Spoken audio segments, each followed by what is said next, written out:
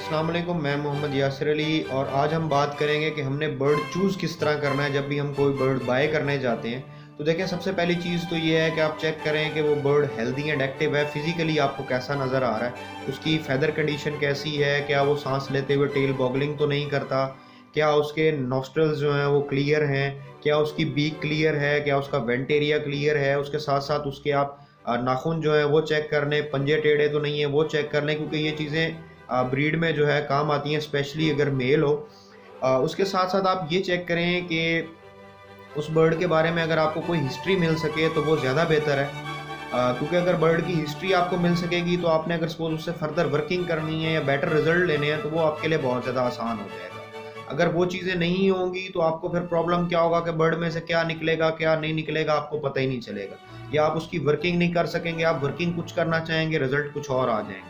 तो कोशिश करें हिस्ट्री वाला बर्ड बाय करें और ऐसे लोगों से बाय करें जो अपने बर्ड को रिंग्स डाल के रखते हैं, क्योंकि जो बंदा रिंग्स डाल के रखता है वो उनका रिकॉर्ड भी रखता है। और रिंग्स ऐसे होने चाहिए जिस पे यूनिक नंबर हो हर रिंग पे, और आपको उस बंदे से की बातों से पता चलना चाहिए कि इसको हर बंदे के पास इसके पास अलहदा से रिकॉर्ड है। आपको बेशक उसके लिए 10-15 रुपए, 20 रुपए, 100, 50, 1000 रुपए एक्स्ट्रा भरना पड़ जाए, लेकिन आप कोशिश करें ऐसे बंदे से बाय करें जिसके पास रिकॉर्ड होता है। स्पेशली अगर आप एक लाइन कैरी करना चाहते हैं या एक आप जो है प्रॉपर चैनल से बर्ड्स को चलाना चाहते हैं, क्योंकि देखिए अगर हिस्ट्री होगी तो उतना ज़्यादा बेहतर आपको रिस्पॉन्स मिलेगा, अगर हिस्ट्री नहीं होगी तो बेहतर रिस्पॉन्स नहीं मिलेगा।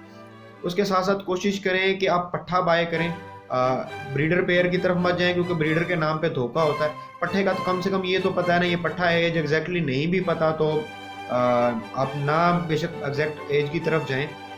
दूसरी चीज़ ये है कि अगर सपोज आप किसी एक्सपर्ट को या किसी सीनियर को साथ ले जा सकें जिसको पता है मिस्टेक उससे भी हो सकती है, लेकिन ये है कि वो कहते हैं ना जितने ज़्यादा लोग होंगे उतना बेहतर वो जज कर सकेंगे, जितनी ज़्यादा आंखें उतनी बेहतर वो उस पर पहरेदारी कर सकते हैं। तो इसी तरह आप उसको बेहतर जज करें, टाइम दे के चेक करें कि क्या ये बर्ड ठीक है या नहीं, मेरे हिसाब से सूटेबल है या नहीं, कुछ देर वहाँ गुजार लें, कोई प्रॉब्लम नहीं है। कोई नहीं, आपको मेरे ख्याल से ऐसा कोई हॉबियर नहीं है या कोई शॉपकीपर नहीं है जो आपको चेक नहीं करने देगा। आप अपनी पसंद का बर्ड बाय करेंगे वो ज़्यादा बेहतर है एज़ कम्पेयर टू कि आप किसी और की पसंद का बर्ड बाय करके आ जाएं।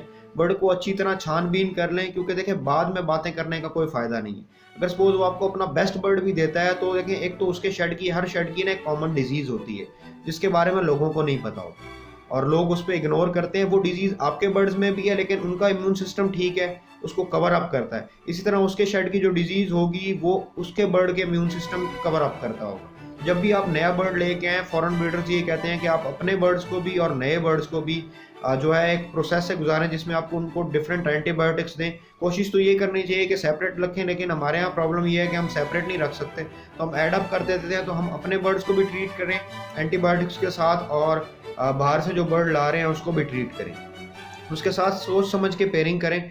और बर्ड सेलेक्ट करते हुए मैं फिर बताता चलूँ कि उसकी ईच एंड एवरीथिंग को चेक कर लें, जो आप चेक कर सकते हैं उसका वेंट एरिया, उसके नेल्स, उसकी फेदर कंडीशन, उसका साइज़, उसकी टेल, और जो जो चीज़ें अलामात होती हैं। सपोज़ अगर आपको बर्ड की एज के बारे में नहीं पता और आपके साथ कोई बंदा ऐसा आ सकता है जिसको एज का पता है, तो उसको साथ लेके जाएँ ताकि जज हो सके। और ब्रीडर के लालच में मैं फिर कहूँ कि मत आएँ, कोशिश करें पट्ठे बाय करें, क्योंकि पट्ठे आपके माहौल के हिसाब से एडजस्ट हो जाएंगे।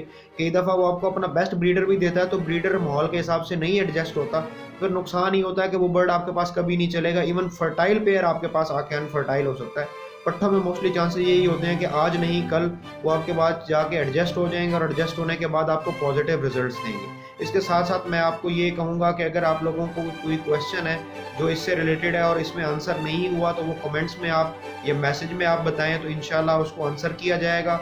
और साथ ही साथ हमारे दोनों यूट्यूब चैनल्स जो एनिमल नेक्सस और MY फार्म्स के नाम से हैं उनको सब्सक्राइब करें और बेल आइकन को दबाएं ताकि आपको वीडियोस की अपडेट टाइमली मिलती रहे। और साथ ही साथ हमारी ऐप है एनिमल नेक्सस के नाम से, उसको गूगल प्ले स्टोर से डाउनलोड करें और उससे भी फ़ायदा लें, तो इंशाल्लाह आपको ज़रूर फ़ायदा होगा हमारी वीडियोस से और ऐप से। तो मैं आप सबसे फिर रिक्वेस्ट करूँगा कि हमेशा वो बर्ड बाय करें जो आपको पसंद हो। थैंक यू एंड अल्लाह हाफ़िज़।